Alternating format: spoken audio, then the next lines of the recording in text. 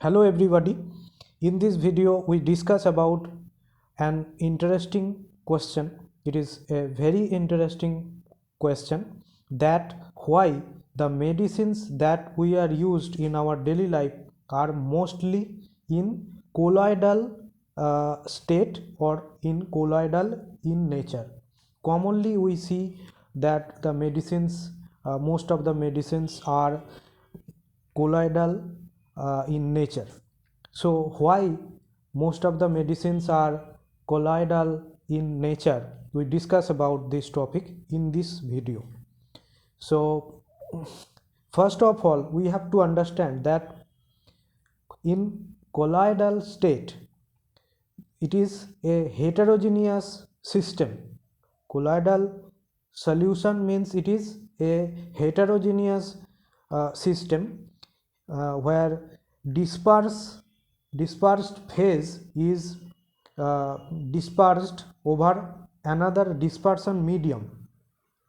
Here in colloidal state, the surface area is more, larger surface area forms in colloidal state or in colloidal solution. So due to larger surface area, the colloidal in colloidal nature, the medicines are more effective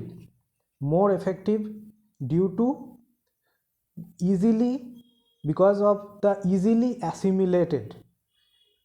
Most of the medicines are more effective in the colloidal state the because medicines can be easily assimilated in this colloidal nature. When the medicines are in colloidal in nature, that time they are more effective because of the larger surface area and easily assimilated. The colloidal solutions can be easily assimilated or easily dispersed in our body. So for this reason, the most of the medicines that we are used are commonly in colloidal solution form. So this is the answer of this question, that why most of the medicines are colloidal in nature. And now we discuss about some examples of the colloidal solution that are used are generally to cure some diseases, some important medicines name. Like first example is colloidal antimony. It is used to cure kala-jar. The next one is argyrol, which is silver solution used for eye lotion. And the next one is the colloidal gold solution, which is used for the intramuscular injection. And milk of magnesia, another one uh, which is used for stomach disorder. So these are some examples of the medicines that are commonly in the colloidal state.